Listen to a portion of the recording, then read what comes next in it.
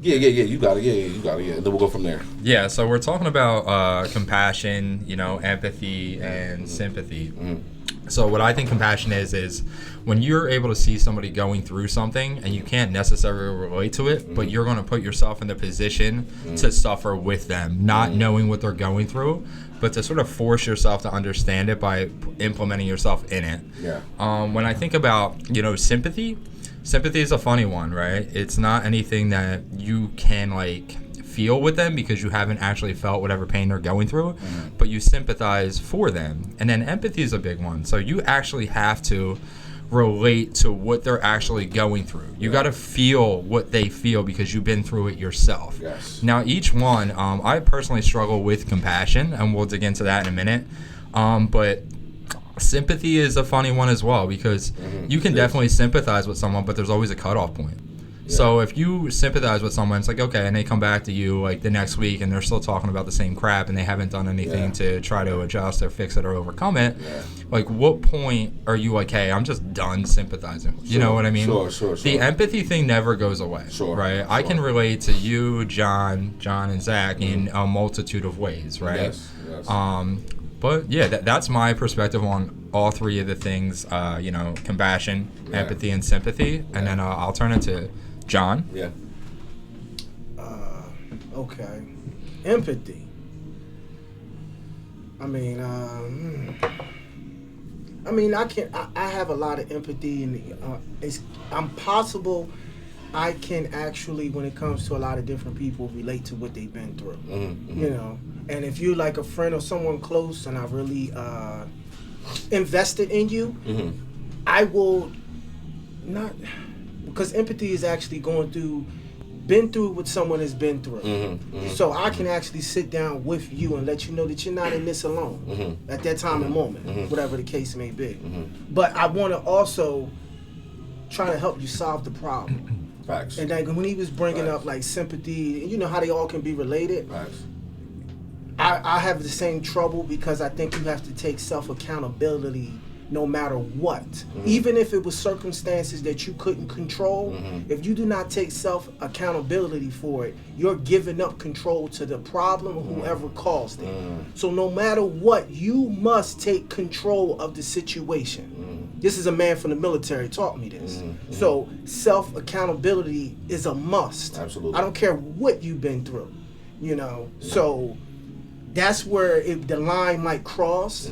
Because it might get to a certain point, like Joe was talking about, okay, what have you done, or whatnot. If you're still saying the same thing over and over, and then that may be where the sympathy needs to stop and self-accountability needs to start. Sure. Absolutely. Yeah, I personally feel like how I envision sympathy is someone who's very nonchalant and careless. They don't really care how you feel. They're just it's almost like a thing to say oh, I feel really sorry for you. I'm praying for you. You know damn well they ain't praying for you. You know damn well that the moment y'all are done the conversation, they are off into their own life. I think that's just the more subtle, it's the least of empathy that within that trio. I think empathy is to naturally connect with one. And I think people who, and I hate to use this term because it sounds so overused, but people who are empathic, I think they are empathic simply because they've been through a lot. So that's why you can relate to a plethora of people in various ways. Somebody who's been through so much in their lifetime can relate to a lot of people. That's why that person's very relatable, which makes them empathic. Dang, they can touch on and they can relate to various types of people throughout their life and throughout situations. That's what makes them empathic. You know what I mean? It's a word that's overused, so that's probably the last time you're gonna hear me use the word empathic or empath. Yeah, go ahead. What you about to say? I would say I don't even know how to spell it, but yeah. You hear it all the time. They're so empathic. It's such a word. It's dang, bro, stop using the word. Find another word to use. Yeah. So we spoke about each one, compassion, empathy, and sympathy. So give me an example of when you showed compassion, maybe at a time in your life for somebody else. So again, compassion is more physical. So I had a friend who was down bad, and until this person got back on their feet, I made sure I was physically there and showed up for them, whether it was through financial, whether it was physically helping out, taking care of the kids, helping out. I was there. That's a level of compassion that I think I was there, and I exemplified that. Yeah, absolutely. Empathy is just when you're, I got you. I'm emotionally there for you when you need me. Yeah. What about yourself, John? Compassion for me it's quite simple. I'm not gonna ask you what can I do for you, because that's what a lot of people do, and 9 out of 10 out of people are not gonna say, oh well, you can do this, you can do that, you can do that. That's not life. This is a joke. I hate when people do that. If it comes to compassion, if I've been around you or I know you somewhat, I'm just gonna step up to the plate and do certain things. Facts. They're just going to get done. Facts. You're going to be more shocked that they're being done. Yes. That is real compassion. That is me saying and speaking loud than my words can do. My actions are going to show it. And especially when you're in your darkest moment, I need to shine the light now. That's a bar. It's time. That's a bar. It's time to step up. What do you mean to me? Yeah. Let me show you now. Yeah, 100%. Yeah, so I agree with you, John. I think where the term, like the actual definition of compassion is like when you're suffering with somebody, I don't want to suffer, I want to fix the problem. And I'm so solution based. That's why I think I have a problem with actual like the definition of compassion, because I don't want to suffer with you. I want to, like, for example, if my girlfriend's going through something, I'm so like outcome driven. I'm like, okay, she's going through this shit, what can I do to get her out of it rather than sit in it with her? That's why I think I struggle with compassion, because for me, and this might sound absolutely terrible for the record, but I think it's an absolute waste of time. I'm just outcome driven. I want to figure it out and get by it. But women aren't as logical as men, no offense.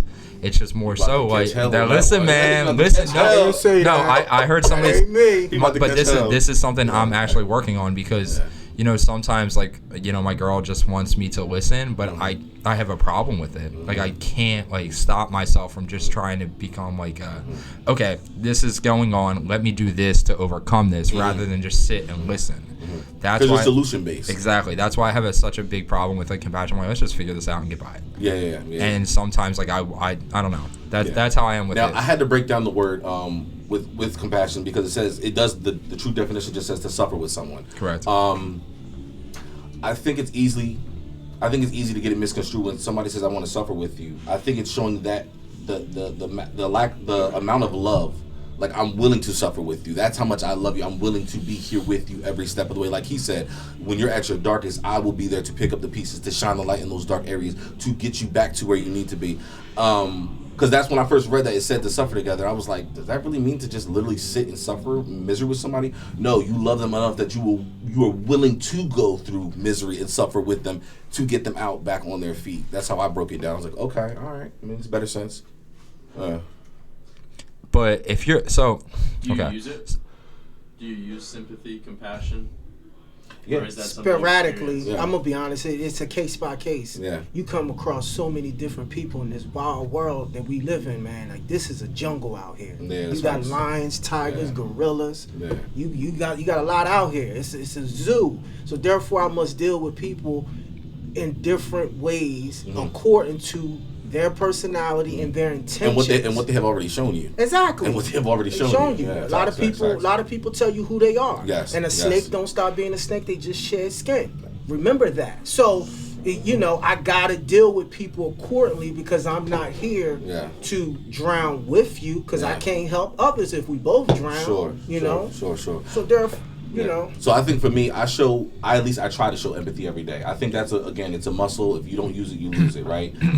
If you don't exercise empathy, you will become more self-absorbed, which can lead to narcissism, right? And we all want to avoid that. So I try to showcase empathy on a regular basis all the time, right? I feel for people. Compassion, I can't do every day. I can't save the world.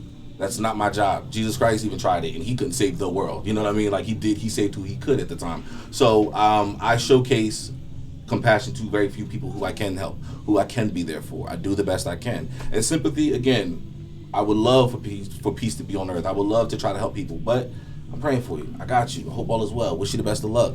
But I'm not going to sit there and placate and pacify you either, because a lot of people really just want that. They want sympathy. They want you to, it's going to be okay. I'm praying for you. Nah, listen, it's time for you to start. Stand on your 2 feet. Come on. We got this. Come on. Yeah, so let's talk about empathy a little bit. So with empathy, right, if you go through something that somebody else has been through, you can relate to them, correct?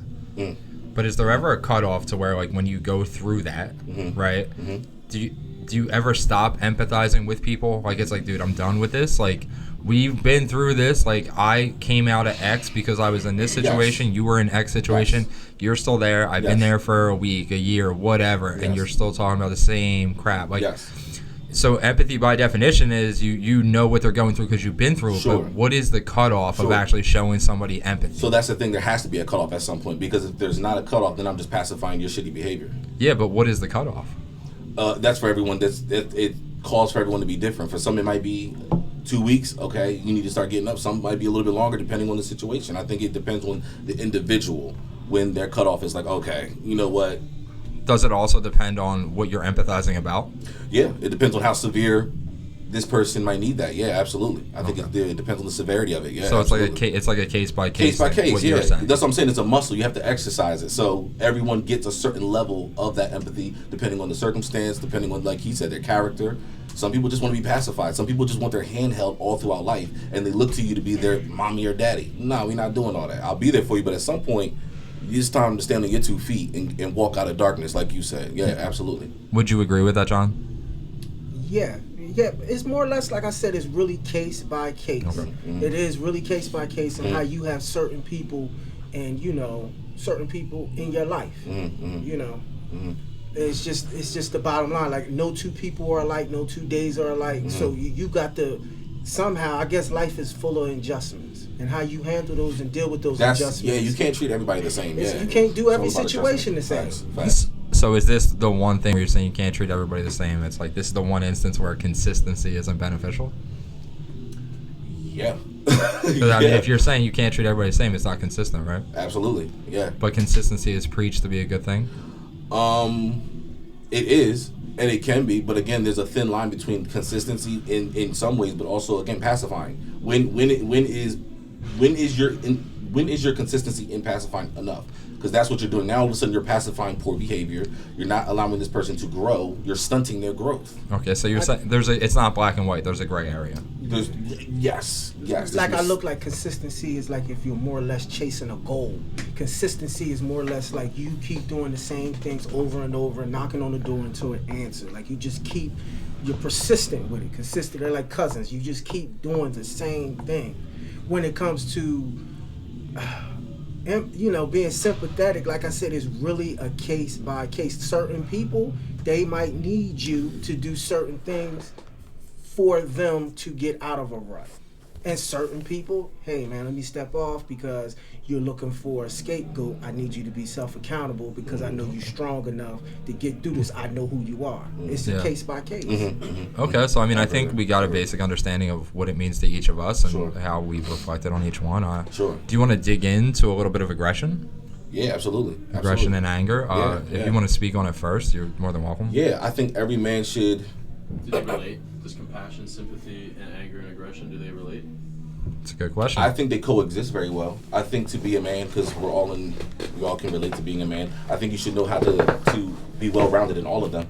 I think when it comes to anger specifically, I think a man has to be control of his anger, control of his rage. A man that can't control himself is a very dangerous man to himself and people around him, to his country, to his world, to his family. You have to control yourself. But aggression, I think a man should have every day. I think a man should practice assertiveness and aggression every day, even when it comes to your friends. You have to have that respect, mutual male respect with one another and everyday people. Men are going to always test you. That's just how we are. It's in our nature to test boundaries and to, assert ourselves a certain way. Yes, assertiveness every day. Anger, depending on the situation, you can express that and showcase that. Absolutely. Yeah, I think aggression is necessary, but control. Absolutely. Yeah. If you can't control your aggression, you're a dangerous person. Well, then what is anger then? What is anger then? Like, you got to control your anger. You can't just have an outbreak. Who benefits from that? Sure. No, like who really? Like it's emotional control. Like who benefits? Right? I'm asking you. Who benefits from you just having and obviously we're not talking about like extreme cases like the majority like my wife didn't cook dinner or something like that or the kid didn't take the damn you're just gonna flip out like how are you gonna handle it? You need to control it, right? You're lethal. But you can't just like fucking flip out and be going crazy on something. Like, as a man, you have to be able to control it. When you can control your anger as a man, I think it's the highest pinnacle, because it's a very hard thing to control, in my opinion. It's something I struggled with. Yeah, it's something I struggled with in my past. You know, so I had to learn to tame myself, because that Italian blood runs through me, and I go from 0 to 100 real quick. Facts. You know, so I had to actually train myself to control things, because there's a lot in this world that gets me angry. Facts. There's a lot. Facts. But I can't just act on it and be crazy about it. Absolutely, yeah, because the Bible says, "Be angry, but sin not." I think a lot of people feel like, "Oh, I can't be angry." No, it's an emotion. But you need to be. It needs to be used at a healthy time and at the right time. But yeah, be angry, but sin not. Don't let your anger control you to the point where you start doing stupid things, hasty things. You're gonna get yourself in a world of trouble. Yeah, it's an emotion. Feel that. If you're angry, feel that, and it's good for you to also, if you are angry, process that. Why am I angry right now? Why am I so tense that I want to put a hole through the wall? Process that. You have a better chance of not putting a hole through a wall, or putting a hole in somebody. You know what I mean? Yeah. So yeah, absolutely, it's an emotion. You should feel anger, but don't let it control you. Yeah, John, I'll let you talk in a minute. Just give me a couple of seconds. So, I'm not a doctor or anything, but I read a lot of studies, I think from Harvard, where it says, like, when you have like emotional like outbursts and anger outbursts, your body takes hours upon hours to like get back to a healthy state, because it goes through such a stress level. And when you think about that, like, so if you get really angry at something and it takes hours, like, how are you benefiting at all? That's a red flag. That's why you should be afraid of yourself. Being controlled is good, and I'm not talking about holding it in. I'm just talking about just not being crazy with something. Sure. Well, processing, and I think a lot of men aren't taught how to process our emotions. I think most men usually work out of anger very easily, probably the easiest.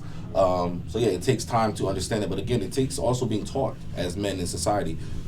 Process how you feel. You know, I don't think we do that enough. We just innately, I'm angry, I'm tight, or I want to do this, I want to fight, you know what I'm saying? It's good. Yeah. I just think angry, aggression, it's just a loss of control. You've lost the control of the situation. That's why you're angry right now. That's why you snapping, whatever, whatnot. Like, a person might retaliate, or you could physically, do harm to someone. Didn't mean I lost control at that moment. I may have gave you a million different chances, and this is what I need to do to stop you from doing certain things.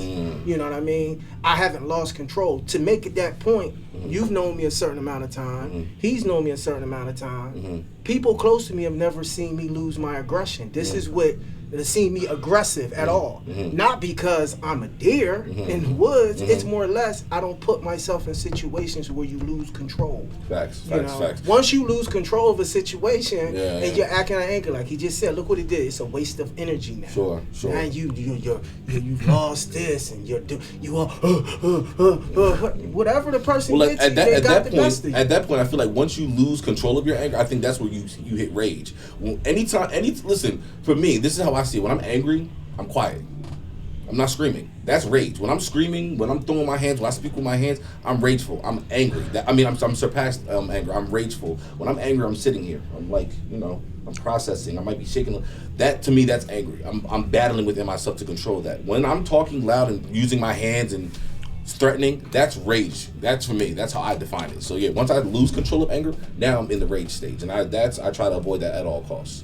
Yeah, nobody wins. Yeah. So John, when you were saying, hey, like, I didn't lose control because I told, and I'm just paraphrasing here, I want you to correct me if I'm wrong. You said, hey, I didn't lose control because I've been controlled for like 100 times, and now you're doing it again, right? So I'm not losing control because I have to keep doing it. Is that sort of what you're saying? I have to draw a line in the sand. You can't just be walked over but then, by anyone. That means, like I said, I gave you a million times to tell me who you are and catch yourself.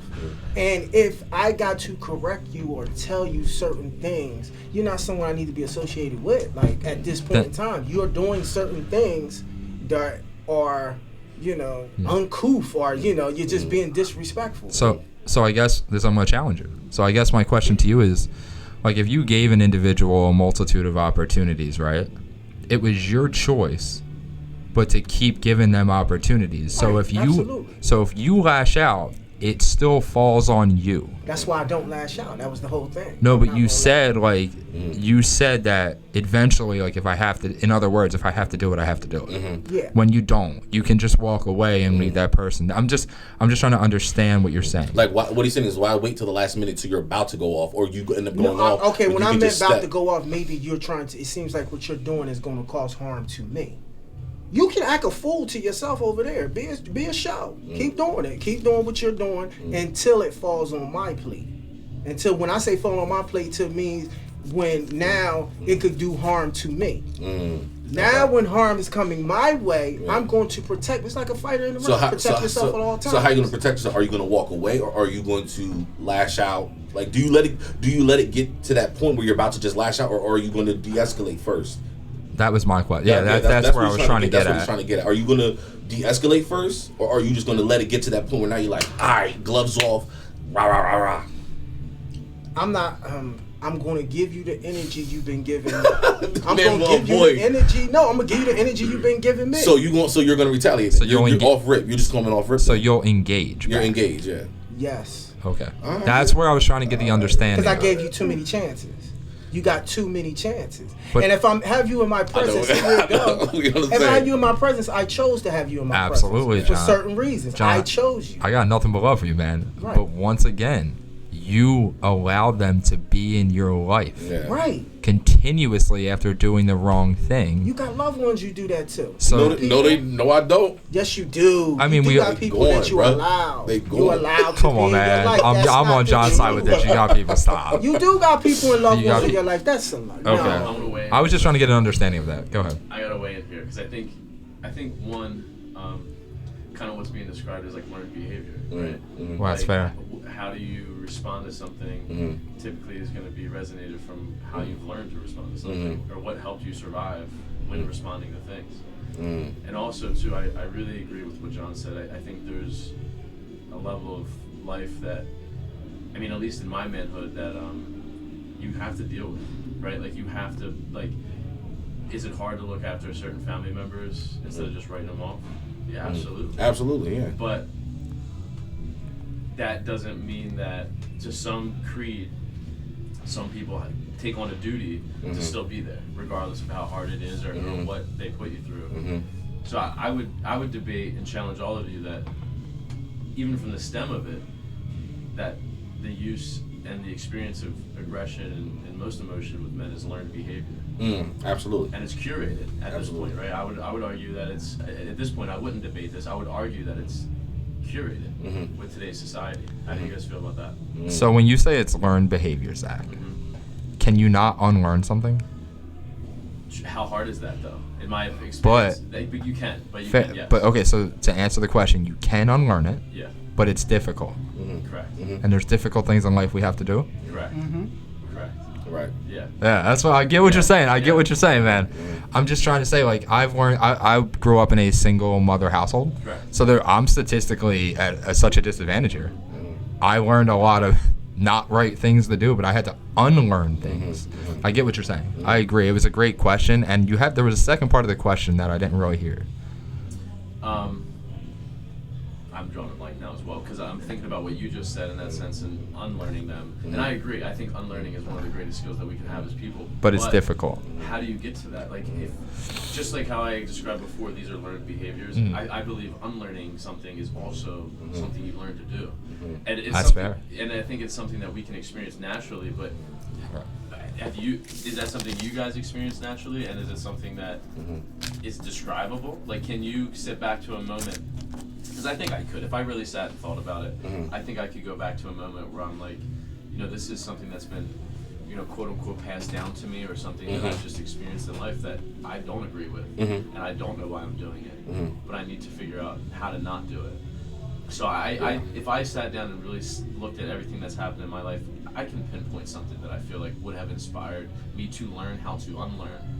Absolutely. But is that something that you guys can think about as well? Is there a time where you sat down and you're like, this is a subconscious behavior that's not truly me, and it's something that I need to work on? Absolutely. Yeah, in my own personal life, I won't get too deep into details. We'll talk about that, later on down the line. But in my own personal walk with my family, there's certain patterns and behaviors of how we handle each other, how we talk to each other. It's usually aggression. It's usually out of anger, or they're angry with themselves and they reflect, right? We're humans. We kind of reflect and deflect onto other people, and we fight fire with fire. So you give me, I was on his type of time. You give me the energy, I'm going to give you the same energy back. Well, I realized as I got older, I wasn't getting anything, especially me arguing with the older relatives. If I'm fighting fire with fire, all I'm going to get is you're disrespectful, you're out of control. See, this is your problem. And this took years for me to realize. So I was like, okay, this is a pattern that I keep running into with these relatives. At some point, I can't rely on the older relatives to be the one to change it. It was on me. So instead of me fighting fire with fire, I stopped doing what you did and I did what we did. Now I was like, all right, I'm pulling back. You see less and less of me. No, you're not going to see me for Christmas. No, you're not going to see me for New Year's. No, you're not going to see me on your birthday. And as long as this behavior continues, you will see less and less of me until now, you ain't seeing none of me. You ain't seeing grandkids. You ain't seeing nieces and nephews. You ain't going to get to experience that no more because you have failed. I have done the part. And if you meet me halfway, then we can grow together. But as long as you're not willing to meet me halfway and grow on that side, it is what it is. So that's when I knew that I couldn't look to the older relatives to be that change. I was like, okay, this is on me. I have to be the emotionally mature one, at least at this moment, and step. So that's when I knew. Yeah, so learned behavior. Growing up in a single mother household, God rest my mom's soul, but she was on drugs, and she was I don't want to say an alcoholic, but if there was a borderline, she was floating that line. I wasn't a big drinker. I didn't get into drugs. My mom was on the heavier side, technically considered via doctor obese. I didn't engage in that either. I guess a learned behavior would be my eating habits, or if I chose to go down that path of drinking and drugs. So I consider myself an independent thinker, and even though that's all I knew for years, I still didn't follow suit. Now, may I be an outlier? Maybe. Maybe that's why I don't understand what Zach is. I understand what he's saying, but I can't relate to it that much. Because I get things are learned, but for me, it was always easy to not follow it. That's just me. I might be different. Everybody here might have different views. But for me, I was no-brainer. It's your truth. Yeah, no, it's not. No, it's not. Don't start that crap, man. I don't. There's an absolute truth. Your truth. So yeah, but I do think that if we're speaking in majorities, I will credit Zach on that. That I do think a lot of people have learned behaviors, Absolutely. and it's. Over the course of years, I don't want to use the word brainwash, but it's sort of that's what it is. That's all that's all you know, so that's what you become, right? Yes. We talked about this last episode. You are what you consume, right? Not just food, right? Sure. It's the music you listen to, the podcast that you listen to, the movies, you name it, and politicians. This is daily too. Yeah, so when you're and the word learning is weird too. When you're I just like what you're consuming. So what you're consuming, that's who you become, and that's what you pick up. For me, that's never been the case. It's always been on the negative side. I mean, I've never I listen to rap. I watch my mom eat crab. I watch her drink. I watch her do drugs. I didn't follow any of it. So it's like I said once again, I might be saying the same crap, but it's. To me, you have a unique mindset. You have a unique mindset. It didn't, but I think I just am so strong-willed to not do what she did, knowing that she doesn't want me to. Sure. That's the biggest thing. Well, I think that's what made you gifted, but also very rare because, like you said, it's very easy to, okay, my parents done it, so I'm going to follow the same footsteps. Oh, we're all going to the same college, or we're all going to do the same. I even hate, too, sidebar, I even hate when I hear people say, this runs in our family. No, it doesn't. It doesn't run in the family. The problem is you guys all have the same eating pattern. They ate like crap. Your mom and daddy ate like crap. You ate like crap. So stop saying, certain things might run in the family. But I hate when people say, this runs in our family. No, change your eating pattern. Change the way you live. You might get a way better outcome from your family. Not everything is just generational, just passed down. Change your lifestyle. Do a lifestyle change. You'll realize not everything is just, this is in the bloodline. No. Change some shit around. You'll realize. What you got, bro? Well. Well, now you guys are talking about, stuff. It seems like the signs of behavior starts with family. Your first initial of learning different behaviors facts. With family. That's facts. So when you take that into account, for me, when I come across anyone, like I said, I'm going to give you 100% chance to tell me who you are. And I can learn that within 1 or 2 sentences, your vibe, your body language. I've been taught well of these certain things to look for. Okay, you could be off that day. Maybe I see something different. Your eyes are bugged out because of pre-workout or caffeine. It could be a lot of things that could throw that off. But more or less, I'm going to give you positive energy. If you choose to be negative at that moment, I'm gonna take you for what that is. I'm not gonna match you because Sure. I need my own energy. Sure. You know what I mean? You won't bring me down. Sure. If I'm worth anything to you, Yeah. you're going to reach out to me in a positive manner Yeah. the next go round. If not, and that's just who you are, I'm Yeah. going to let you be who you are. Yeah. You know, Yeah. I'm not going to constantly keep knocking on the door Sure. and come to find out it's not a door, it's a still, you know Yeah. what I mean, plate. What Yeah. am I doing? Yeah. You know what I mean? I'm not going to do it to myself. Sure. So I'm not going to invest myself in something that isn't going nowhere. Facts. Let me ask you this: Is it was it ever a challenge for you to, as a man growing up to the age that you are now, was it ever a challenge for you processing your emotions? Did you ever find it very challenging to get control of certain emotions, or was it, or you know? I'll speak for me first. For me, it was. I was a very emotional person in the sense like I was very rambunctious. I had a lot of energy. I was very sensitive as a kid, so I felt, again, empathic. I felt people's energy very well. So yeah, I would say it took me a long time to develop guidelines and foundation how to properly assort my emotions as a man. I think I'm pretty good now, but it's always a work in progress. You know, I still got the rest of my life to live to also grow. But yeah, I would say it was a challenge for me. It was a challenge. I could be very happy as a kid. Somebody pissed me off, I'm upside your head. Like, it was very easy to tick me off. It was very easy to make me sad. It was very, you know what I'm saying? It took me a long time. But again, you'll understand my story with my family, just the dynamic. I had to. I had nothing else. But, so yeah, what was the question was for you? More or less, I want to say, because I did, you know, my father is a heavy part of my life, a male, took time raising me. His biggest thing was don't lose control of the situation. And your emotions, you need to have control of every situation. At every given time. You meet someone, you're in control. If you lose control and something goes wrong and something doesn't go in your way, self-accountability must be kept in. I'm not going to have you crying on my shoulder, because if I do that, the problem takes over and you can't correct it because you don't have self-accountability within happen. No matter who you meet, what you come across, what comes in your way, I'm in control of the situation. I'm in control. Yeah, so I agree with you, John. Just you practically said exactly what I was saying earlier. We're on the same page with that. Back to you. You asked a question about something with emotions. Can you re-ask the question so I can answer it? Yeah. So what I asked him was there ever a time where you, it was a challenge for you to get control of your emotions or even process your emotions? Because again, growing up in our families, everybody's family dynamic, but even culturally, I don't think most men are really taught by anybody how to process your emotions. We're just taught, get control of yourself, right? We act up, get control of yourself. You better tighten up. But are they ever taught you to, like, why are you angry, and break down why you're angry? So then you can, by the end of breaking it down, you realize, okay, I really am not that tight. I really shouldn't be that angry. Then you end up cooling down. Yeah. So were you ever taught that? So there's different types of emotions, right? You have Sure, anger, you have sadness, so on and so forth. So when you say control them, like, are you talking about, so if I have an experience where I cried, would that, in your definition, be uncontrolled emotion? Mm-hmm. Like just reactive, very reactive, yeah. So you're saying if I have something tragic that happens in my life and I shed a tear, whether it's in front of somebody or not, that's an uncontrolled emotion? Is it uncontrolled? No. That's not what I'm asking. I'm just saying, was there ever a time in your life where you felt like, okay, I'm out of control? I do not have control of my emotions. Whether, again, I could be in a very neutral mood, a happy mood, and somebody could easily tick you off, and now you want to upside somebody's head. You want to take it to the furthest extent. Was there ever a time where you were like, Dag, I am out of control? That's what I'm saying, because I was that. When it comes to anger in my past, like my younger 20s, I would be the first guy to hit you in the mouth. Like, I just didn't, I drank a lot from like 18 to 20.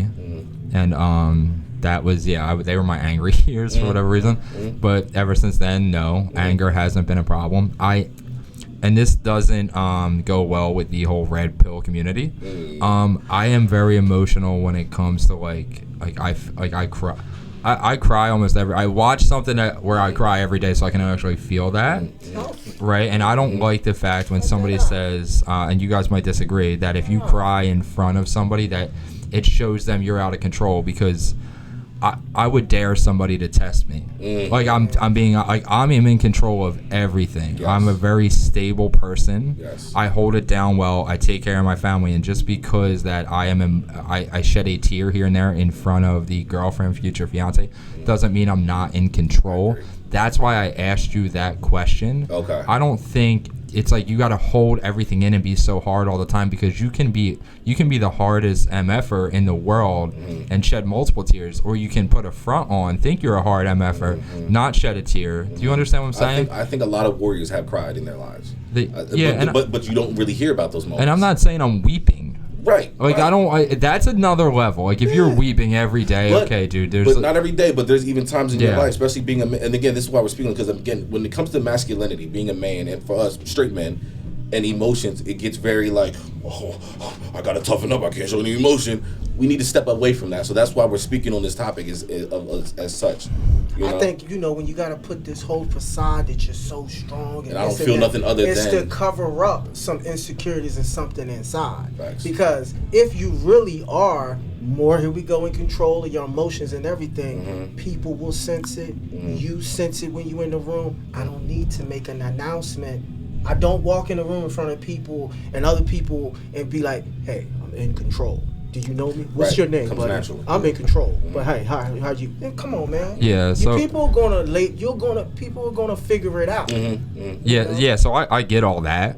I'm not. Maybe I'm misspeaking here. I'm not saying like when I'm with my girlfriend, I'm weeping, thinking I don't know what to do. That's okay. That's unacceptable as a man. Like you can do something and not look like a little pansy, and actually like be able to figure something out. Facts, Like I would never put her in a position where she's so uncertain. Like, wow, is he capable of doing this? Sure. No, that's not the case. Like if I shed a tear in front of her, at the end of the day, if she asks me, hey, you okay? Yeah, I'm fine. I got this. Yeah. That's Absolutely. what I'm saying. Absolutely. No, So yeah, maybe yeah, I got you. misspoke about it. not at all. That's the problem. And I don't, John, like you said, like put a facade on, like I'm tough and all this.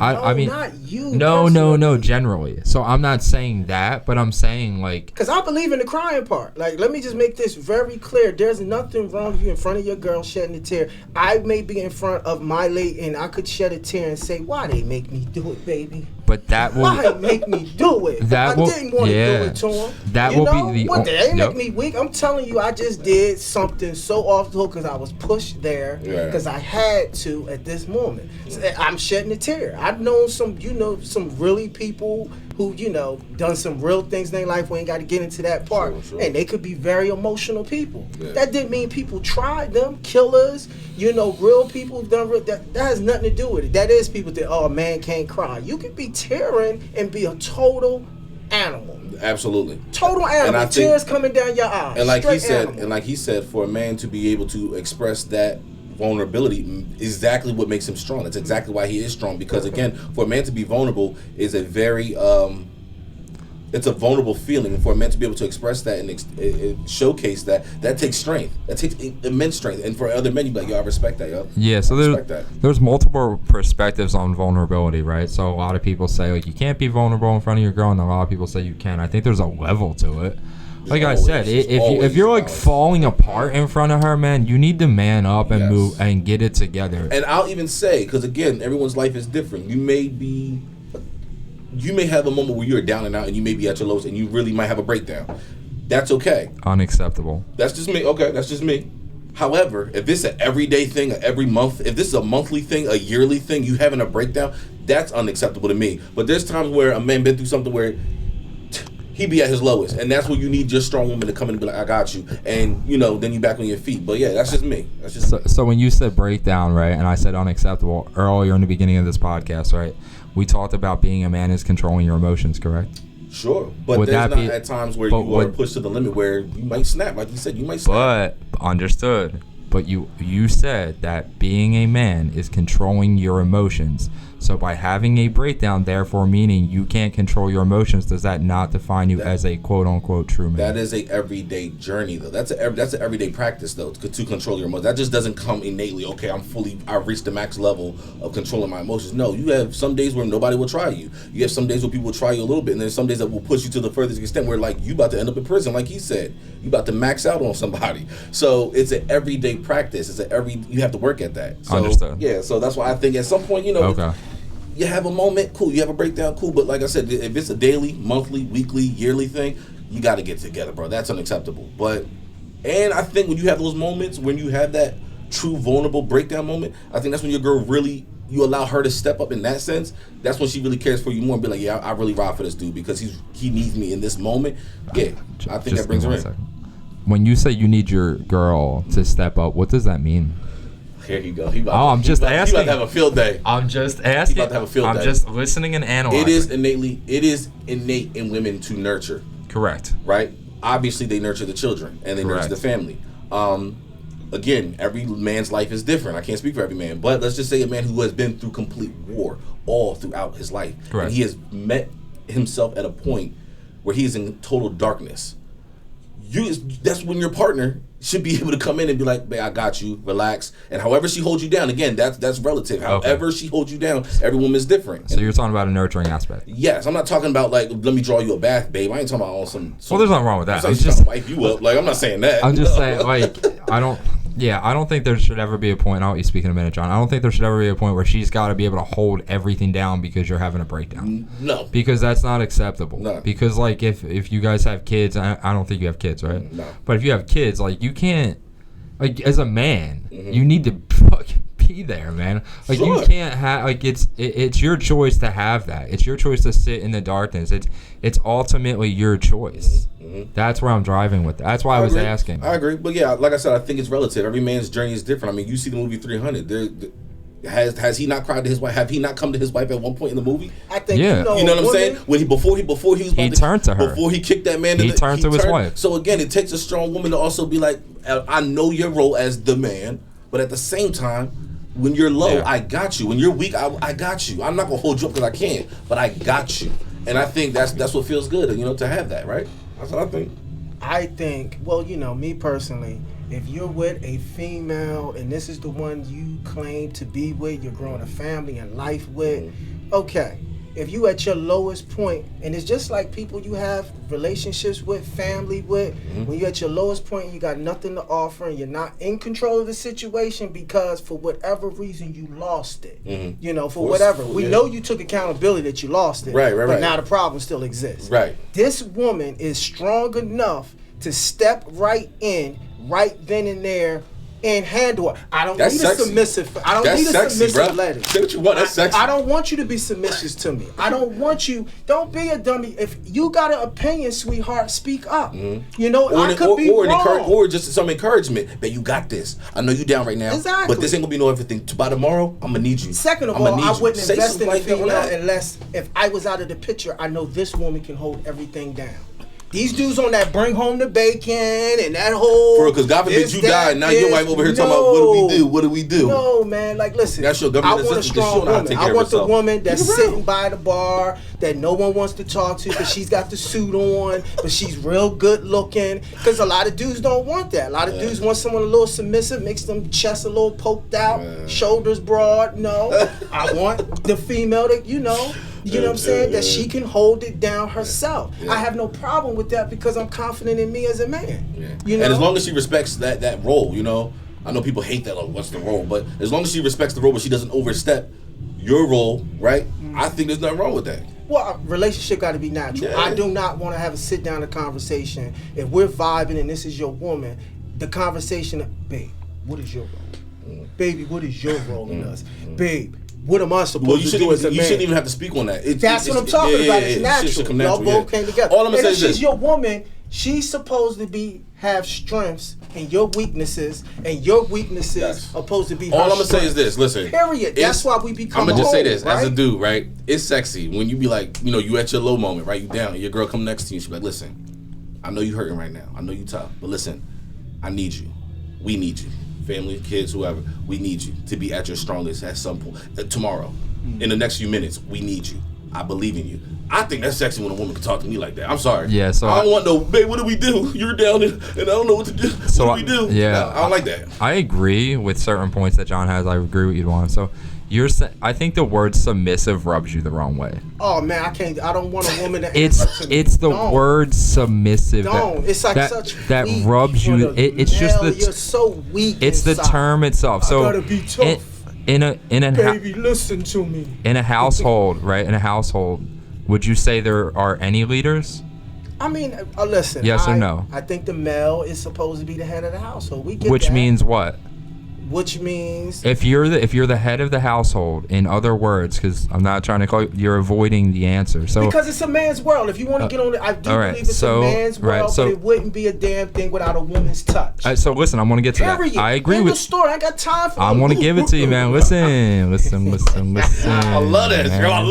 Y'all can feel this energy. Hold I love this. on. We love this. So you're saying that the man is the head of the household in the majority of the cases, not all, correct? Not all, yeah. Okay, There's so if the exceptions. man is in charge of the household, in other words, he's practically the leader. He holds it down, right? Mhm. There can only be one leader, correct? Hold on. So if there's one leader, right, there's going to be people that follow the leaders, right? Wouldn't that make you submissive to the leader? Because if you're the leader, you call the shots, right? See, okay. Oh, you see, you're not answering. No, because I keep saying it over There's- to you there's over a- and over. all right. A female, for me, I need them to be independent too. I need you to think on your own. So I'm not saying she can't think on her own. That's not what I'm saying.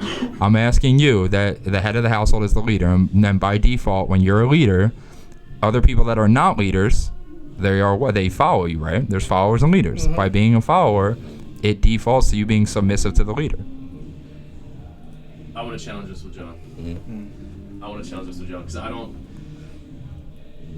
Is there truly one leader ever?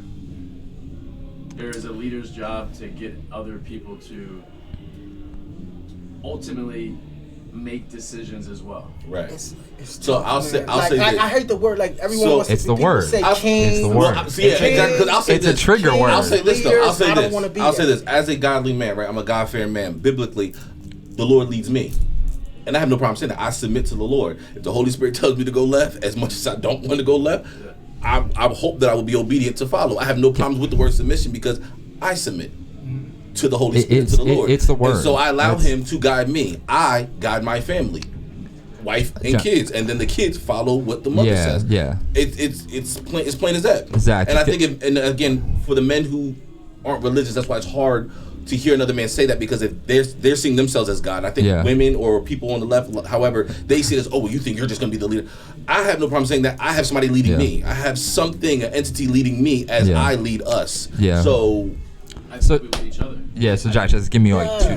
That I'm with. So like That John, what I'm word. trying to say is like I think it's the word that's a triggering factor for you. I'm not sitting here saying that she can't have opinions and she can't do anything. I'm just simply saying that like you ultimately, like in my opinion, look for somebody to make like a decision. Like obviously you're going to take into account the other person's opinion, thoughts and processes, but there's always going to be at least one person that has like a majority factor. Like it's just it's the way. And the word submit today has a stain on it. That's why people run from it. That's why certain people run from the word submit. Oh my God, they hear the word submit, they cringe.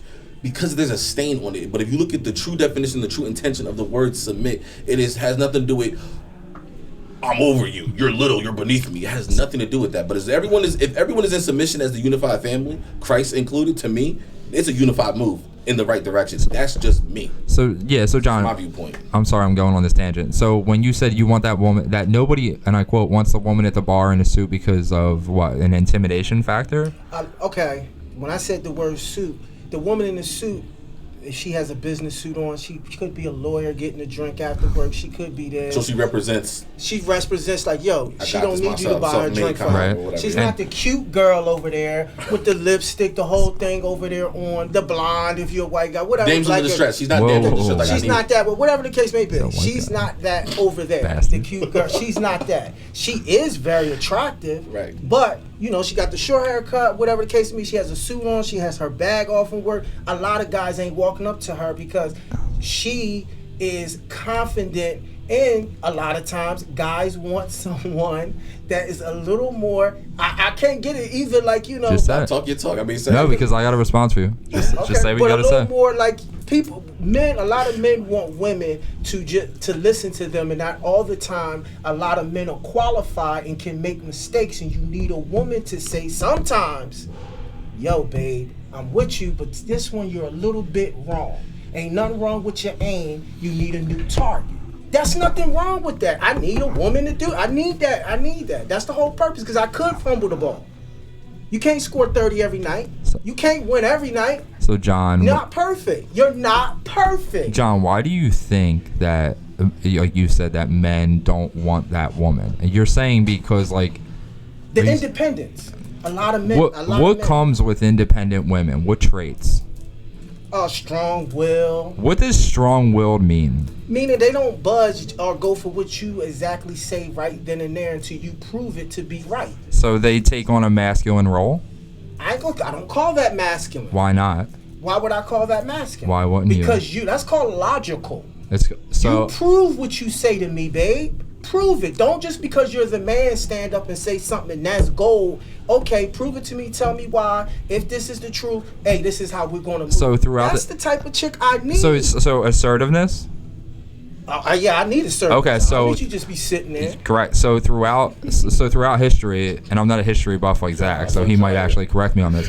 So throughout history, have women been known to be assertive and dominant and independent? No, right? So why do you think it would work now? Why do I think it would work now? Because where we're at now, we're not. A lot of people, there's growth for improvement. So somewhere we went wrong. What's the definition? Like, what are we Alright. what are we improving on though? Okay, you said you came from a single parent household, Mhm. right? You didn't have to tell me that it was a man or a woman. You know that, right? Right? You didn't have to say that it was a man or woman. Tell me why would it have been just a woman? I came from a single parent household. I get what you're saying. Tell me, Wait. since we're all we in control. Yeah. We in control, and control, the number one thing is the family. You just kept talking about being the leader of the family. You said, hey, I come from a single parent household. Correct. You didn't have to tell me it was your mom. How did I know that it was your mom from the gate? My circumstance might be. No, I I'm want to saying tell you. anyone I have talks an it. answer for you. If he said it and didn't tell me his mom, I know it was a woman. 99% chance. If it was a male, it would have been, it was just your dad there? Listen, Right? I'm gonna answer your question because now you're sort of steering the conversation away from where I was trying to get at. But I'll stop. I'll put a yield sign on.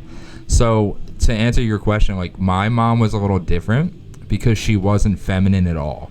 My mom was gay and took on the D word when you're gay as a woman. So it was she had the masculine role was rough. Like she held it down. Now I want to get back to this now since you went the sidetrack.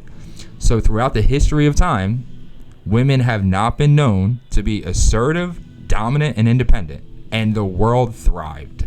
Now, look at the world now where people think they're toasters and people are ripping their penises off and things are going haywire and there's more mental illness and there's more single parent. Like it's never been the case. So how are we improving whatsoever since women have been quote unquote more assertive and dominant? How have we improved at all, dude? Okay, I just know women's worth are very high for the simple fact. Not all denying I can that. tell you, I'm not denying that. Okay, but what I'm saying is with a woman, for me, a woman has, when it comes to, woman taught me how to tie my sneakers, a woman taught me how to read, a woman burped me, a woman wiped the snot from my nose, a woman fed me when I couldn't feed me. Whoa. Like I said, when someone says someone deserts the family, it's a male 90% of the time. A male, you left the family and the woman stayed there and held the family down. Period. End of story, because it's not a fun job. We often have sex and make these kids and make this family. Dude. Who's holding the family down? Because you the man. Yeah, so You the man now. So when a woman A sperm donor. Yeah, I know the type. when a woman quote unquote holds the family, and I feel like we're getting really off topic here, but let's just roll with it. So when a woman quote unquote holds the family down, right? Do you know the statistics on them not allowing the father back into the life, even if it was the woman's fault? I don't know the statistics. It's not, actually. and it's I don't have it in front, but it's housing tough, too, man. Section 8 housing, they do a lot of it. And at the man end can't of be the there. day, right, the woman chooses to be with the man, correct? Does the woman also choose who to sleep with? Yes or no? Because we can't make them, correct? Right. So by choosing a partner and choosing an incorrect partner, you can't then put it on the man. You have to take responsibility that you couldn't decipher the does. She quality, keeps the family. the quality of man. Because She you just does. said women are strong and independent and does. assertive. So they're got to be intelligent enough to choose the right dude. But apparently they're not doing I it could choose statistically, the wrong right? Woman. Say it But again. I could choose the wrong woman, but men are easier to disengage. Where a woman, she choose the wrong man. We got this baby. You and the dude get into it. I know that unless it's something wrong, you know what I'm saying, the mother's going through something, it's natural for the mother to keep the kids and raise the family. They both made this mistake. Why does some of these males get left off the hook? Okay, we both did it. You chose me, I chose you. We ain't a good fix, but we got this little life together. I'm gonna get in touch with you in a few years. Call me when you're 18. Or I'm gonna go to this better relationship that I found out where the woman is still there with this child. The woman is still there raising this child. I know women hold the families down. So when you say, I'm sorry, I know you want to talk. So when you say women are there to raise the children, right? There's so many instances where when you're in a relationship as a man and a woman, right, that typically speaking, the majority of the time the man is making a little more money than the woman, correct? So when you're married, because I would hope you're married when you have kids, right?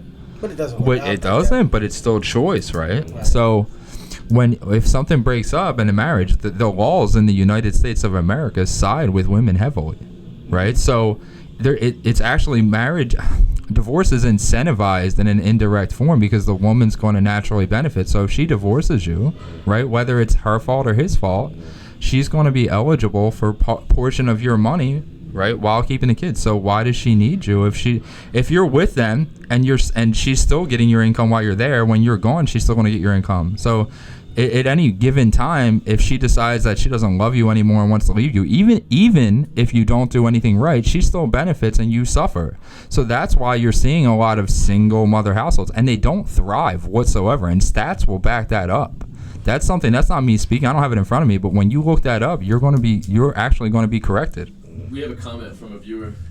They wanted to send in that statistically they say 80% of divorces are filed by women. 80% of divorces are filed by women, and 90% of them Educated women are because of money. Yeah, it's because of money. It's a fact. It's not an opinion. Like, it's something. I get what you're saying, man. And it's also pushed from, I think there is an agenda also being pushed, whether through government or however up. They definitely want to disrupt the nuclear family. We already know that. They've done that, through, just incrimination. You fit the description. You have all these women in project housing. They make sure no man can come in. They make sure they set it up where it's heavily pushed to where if you disrupt and remove the man out of the home, as honorable as it is for a woman to hold down the family, which I'm not knocking that. Like he says, statistically, these kids who are raised under a single mother home, the chances is very difficult. It's difficult. It's challenging. So we just have to speak the truth. It is challenging. I don't We're not want knocking. We're not saying that women can't hold it down. They do a phenomenal job. I don't say but they it is should. very. I think Again, it the should stats be. say it the best. You need a man in the home. I don't want to. But men tend to drift more than the women from the responsibility of raising the kids. Could be that's one part of it. But you also have, again, higher societies. I think there's an agenda that knows if we can disrupt the family unit, if we can disrupt that, if we can remove the man and start from him. There's a quote that says, if you want to invade a village, remove the men first. Correct. I'm not trying to be funny. That's literally a quote. Yeah, so remove the weaponry, which was at that time wisdom, right? Remove the men, and then you feed them religion. And you give all these women just going to church, with other women going to church. Who's raising the kids? These kids are out here raising themselves out in the street. You know that in our demographic. Yeah, so like this isn't like a beat up on you, dude. I'm not saying that. It's just my opinion. I'm going to defend it. Next episode, hold on. Can I just say one? I'm going to defend it. But I will. We need women. And I'm going to second down on this because everything that I'm going to speak for myself. I'm not speaking for anybody else here. Every single thing I do when it comes to work, when it comes on being a better person, being a better man, understanding, listening better, I do it because of my significant other, right? And I do it for her. So for me, I would just be not a bum, but I wouldn't be as driven if I didn't want to support my future wife. So yeah, what we do, women are an indirect effect of that. Absolutely. So they're crucial. Absolutely. Because if they're not, they give a man drive. Exactly. A without man, women, that's what I'm trying to. Like, it's not a bashing. It's just Not at all. without women, I wouldn't be the guy I am now. And when I say women, Dana. Right. Right, when I say women, Dana. Facts. So without Dana, I wouldn't be the man I am today. I was in a previous a woman relationship. Gives a man drive. Yeah, man. A good woman gives Exactly. a man. A good woman will turn a bum, That's can why turn a bum into a hustler, and actually will give a man something to fight for. That's why I said So that we not- strong woman you see with the bag and the uniform or whatever the case may be. I draw strength from that. I think you can Your be strong. independence or whatever, whatnot. I draw strength from that. Yeah, there's different That's types of for me. strength, though. There's Yeah. there's There is strength in different types of femininity. strength. Yes, and that's There's the thing. strength in I think, femininity. It can be. Yes, It can be. But I think there is also, to me, and I always will. You'll probably always hear me say this word. I think there is a gender that wants to remove women out of their femininity, right, and wants to step them more into a masculine role, which is unnatural. Yeah. And it makes it more challenging. And then you have a lot of men being pushed in an agenda to step outside of their masculinity, And- more feminized. And this is why society is the way it is. But what part of the world is that in? The West. The West. It's Only we do this. Only we playing these type of games. The world is in shambles right now, and we over here arguing what restroom to use. We arguing over stuff like that. Stuff that the West is arguing over. When there are legit reasons that we should really be concerned of other things that are going on globally. That's going to some downfall. Oh, that's over in the East. That's not where we shouldn't worry about that. Yeah, but we are all connected. We're all on this planet. At some point, something's going to shift over to us, and it's going to be our baggage as well. Yeah. But we're over here arguing about simple stuff. Listen, man, traditional roles matter whether you want to hear it or not. They will It's always not will. popular. I'm not saying you got to cook, clean, and stay home. That's not what I'm saying. Facts. I'm just saying everybody has a role, and they've Yes. worked for thousands of years before you were even a thought. Right. So why would you fix something that's not broken? That's my thing. Like, you don't. Maybe I want different results. So to do different results. But maybe if I need to it's do different worked, why would you? things. Okay, but if it's You worked, telling me to keep repeating what's going on and on and on 1,000 years before I got here. That worked. Maybe I don't want to repeat it no more. So Maybe you- I want it to stop. I want something different out of life. Maybe my agenda is different. So if it is, I got to do things I've never done before to achieve things I never had before. agreed. Period. So the way I deal with my woman, my Yeah. lady, my family, everything. Yeah, no. All of that. I in agree. play. I'm not put, put my ego Mhm. aside. I'm not just a man because I got a penis. I'm not just a Whoa. man. I'm not just a man because You of don't that. know what a man is identified as No. anymore. You got to calm down with Stop that. that. No, I'm just Listen, saying, I'm like, just telling you what- 'cause you're I'm a telling man, you the don't make facts of the head world. family. You gotta earn that. So- You earn everything. Yeah. Also, for the record, like, I'm not sitting here saying like Dana just sits home and does nothing and cooks and cleans. It's not. No, she works. I'm not. It's not that. I'm just saying like traditional roles, like they do work, and I would never knock them.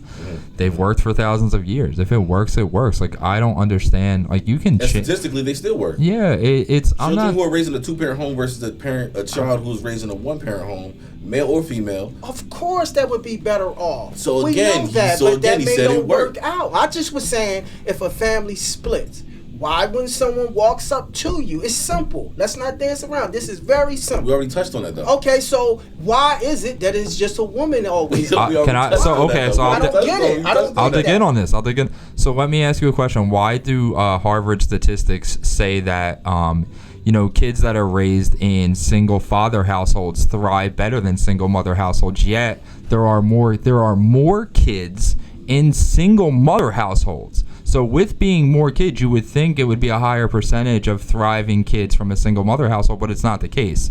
So what does that tell you about the difference between being raised in a single mother household versus a single father household? This isn't an opinion. This is a fact that's been shown through studies. It looks at a disadvantage, but at the end of the day, For who? the one who is just raised by the woman and the male is non-existent. Seems like it's a disadvantage, but So is that your own experience, though? I think you need both parents if you can have it, but sometimes you don't have both. Correct. And if you can't, and let's say Who steps up? That's what I'm trying to say. A lot you- of times it seems like the woman is the one left with the kid. I just trying to figure out how does that so happen. it seems, and what it is two different things, right? So if there's more, let's say it's evenly distributed. Let's say there's 10 kids, right? 5 of them are raised in single mother households, 5 of them are raised in single father households. Why is it that when it's evenly distributed, statistically speaking, right? And I don't have the exact number, so I'm not going to quote an exact number, but the kids that are in the single father household do significantly better than the kids that are in the single mother household. Like, that's what I'm trying to figure out. So another example, there was a meme going around where Arnold Schwarzenegger and his wife got a divorce. They both have 2 sons. One lives with the mother, one lives with the father. You can see a distinct difference. And pull up the video, pull up the picture. You can see a distinct difference on who's better suited for life. We'll just say, we'll just put it like that. You can see who's better fit for life, who's better suited for life. Simple. Because it's hard for women to take on a traditional masculine role. Can they do it? Yeah, but it's like it's not natural. It's not natural. Yeah. That's my argument Yeah. here. That's the only thing I'm saying. We're not knocking it. We're just Women saying are significant. yes, they played a vital role. I grew up in the family I unit. grew up in a woman household. Like, I get it. If I didn't have my mom, I would not be who I am today. I'm just saying, statistically speaking, they're just at a disadvantage because why would somebody want to make a woman like take on such a masculine role? It's a fucking exhausting.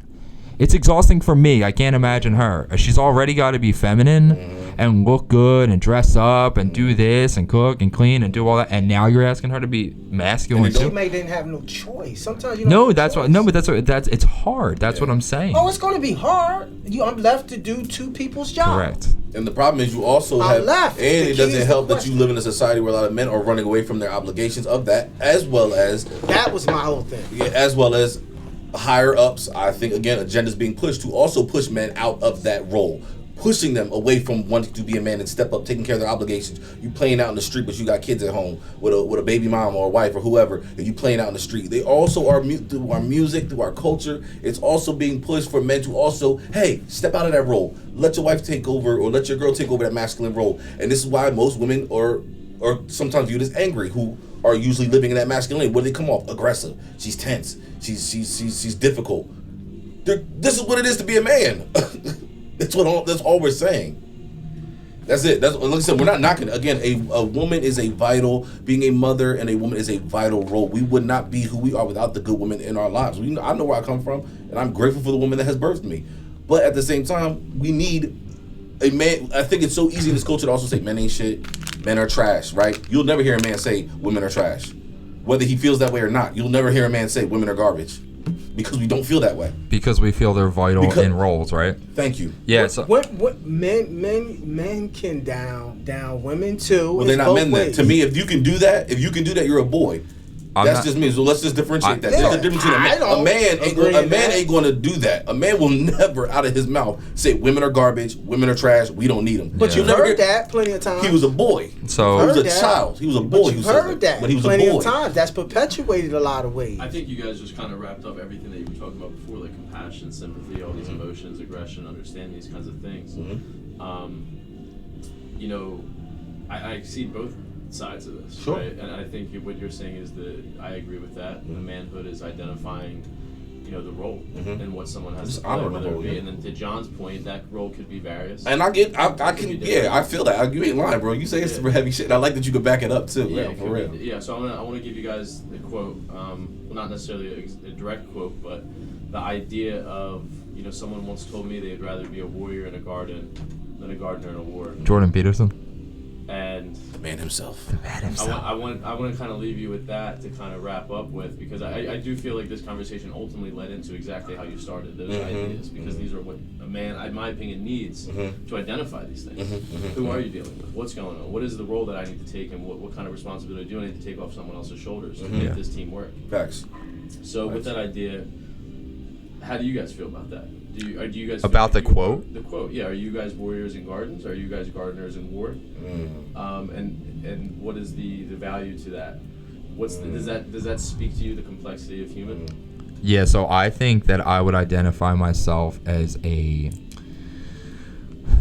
it's definitely a warrior in a garden. Like I said earlier, like I can be emotional, but don't test me, because I can back it up. So that's how I would identify. Once again, and all the way back to the beginning, it's about controlling things. Like, you got to be controlled under chaos. I'm extremely controlled under chaos. And when there's chaos, that's when you should be the most calm. Yeah. When there's chaos all around you, that's when you should find that inner peace and be at your most centered self. You got to be real. So that's what I am, to answer your question, Zach. I think that because you don't want to be a gardener in like a, what you say, like a war? Because then you're useless. The word useless is really rough to say, but let's call a spade a spade. Like, what are you going to do? Hit somebody with the hoe? Not like a hoe, like the gardening tool. Like, it's like they're, when they have guns, you're I agree. You have no purpose, not purpose. You can't combat that. Sure. You're on borrowed time at that point. Sure. Yeah, when it's wartime, you have to be prepared for war. Yeah, and it's such an extreme, but it's still like it can be a situation. So you need to always be prepared for something. Right? Absolutely. What you got, John? What you got? He's probably going to beat me up after we leave here. No, I ain't got no problem. He said, I want 2 pieces. Wait, I just want to say this too real quick, though. The Browns are going to the Super Bowl, guys. We're in the playoffs, guys. We're going to win the Super Bowl. I just want to throw that out there. Just saying, dog pound. That's it. That's all I wanted to say. I have nothing else to say to you. Don't be let mad. it be what it be. I'm just saying, like, everybody wants shit on the Browns, but yeah, that's what I'm saying. I think we touched on everything. Yeah, absolutely. Yeah, we did. And like you said, it was a full wraparound. So yeah, we touched on a lot of things, as we always do, but this is how we talk when we're in the gym. While we're literally working out in between sets, we talk like this. We have our debates. I know people are looking at us like, are they fist fighting? Are they fighting? Bro, this is literally how we get down. And we always have sometimes we have opposing views, and we respect each other's opposing views as well, I think the biggest thing is we have healthy challenges. And you need that. You need to have a healthy challenge. You need to be able to challenge one another. Like, I love John with all my heart. Yeah. And I only do it out of love because I love his. When I challenge him, it brings out a tough. different. He's tough. He fights back. He's not going to be like, oh, you're right. No, I like that he got that energy back. Yeah. And this is what people need to see. Like, you don't always have to have, the same views and perspectives. And then if you do differ in perspectives, like, you don't have to be an ass. Sure. Like next episode, I might be the op. I might be jumping me. Yeah, I've seen many podcasts where there's a way to speak to people and a way not to, no matter what is said. Sure. And if you can't control that, it's a problem as a man. Sure. That's why I think it's healthy that we have healthy dialogue here, even when we disagree. Sure, 100%. Much love, much love. I'm still down with the ladies. Merry Christmas, man. We still in it together.